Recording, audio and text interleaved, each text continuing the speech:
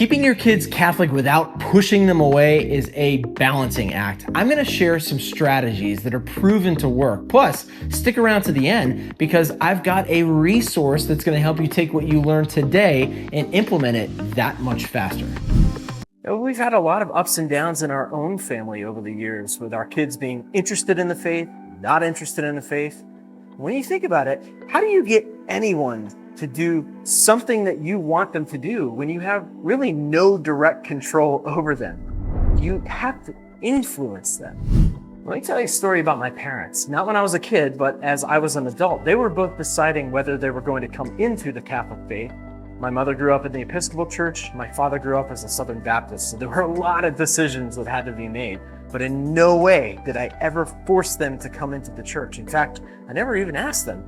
They said that they wanted to be part of what they saw me and my family had as part of the Catholic faith. So it's not about what we say to people that influences them. It's about what we do. And that leads us to our first strategy, lead by example. It's not about what we say, it's about what we do. I think it was St. Francis of Assisi who famously said, "At all times, preach the gospel. If necessary, use words." What are you doing that your children see when it comes to being faithful? Are you doing the simple things like going to church and taking them with you? Are you going to adoration? Are you going to confession? And do they know that you're doing these things? If they're not aware of it, first step is make them aware of it. But the next step would be to invite them and make sure that they have every opportunity. Now, especially if you have older teenagers, it's hard to push them. Well, it's easy to push them, but once you do, they get this. And what do we do as humans when we get this? We push back, right? So live first. Lead by example first. Don't push first because you'll get pushed back. Once you've led by example, then it's time to move on to the next strategy, which is fostering open communication. Now, this may sound hard, especially for guys, and this may be the time to lean on the women in your life if you need a little help being open about your faith in front of your children. But it is so crucial. And one of the things that you might want to start out with is, if you can muster the courage, is to share your faith journey with your children. Now, depending on their age, that may sound different, whether they're little kids or teenagers or even young adults. But I can guarantee you that if you can find some way to let them know what your faith has meant to you over your life, they will latch onto that and they will want to know more. We are storytelling people.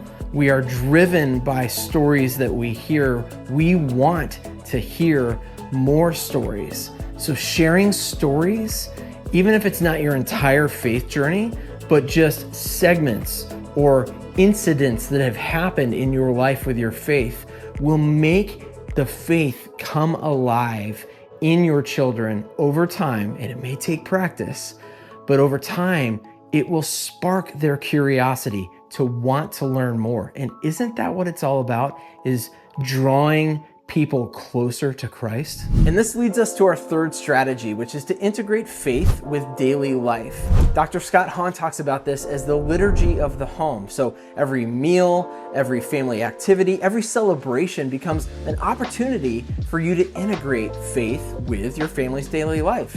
Let's start with an easier one, like saying grace before a meal with your family. If you're not already doing it, try it. And how about on a Friday night, instead of watching yet another Marvel movie, you could watch an episode of The Chosen with your family, or maybe the new movie that came out about Blessed Carlo Acutis. There's so many ways that you can integrate your faith with your family's daily lives that over time, your family will start to feel it, they'll start to see it, and they'll start to expect it. Our fourth strategy is to encourage critical thinking.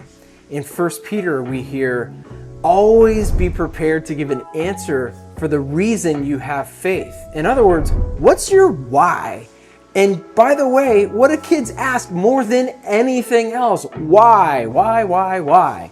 But in reality, who doesn't want to know the why behind something? So don't be afraid to lean into maybe some of the more difficult conversations that you could have over the dinner table, whether it's politics or current events or something challenging that happened at school.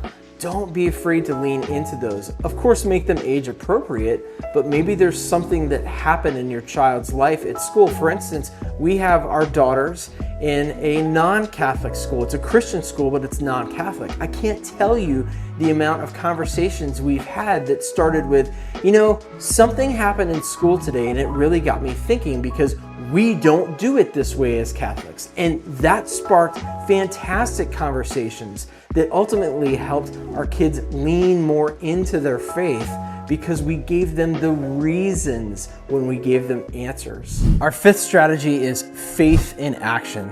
Saint Mother Teresa of Calcutta famously said, "Faith in action is love. Love in action is service."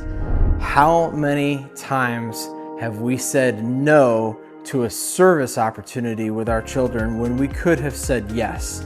Think about all the ways that we can find to serve others in our community. I guarantee you there's plenty of them.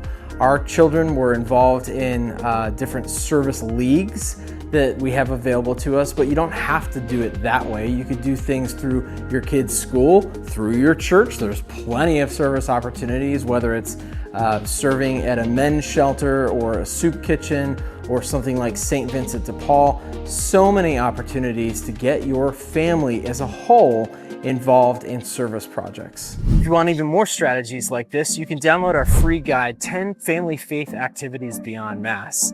You can download that at moderncatholicfamily.org/Beyond Mass. If you want some help being a good tech role model for your kids, you can watch this video right here. Until next time, God bless you.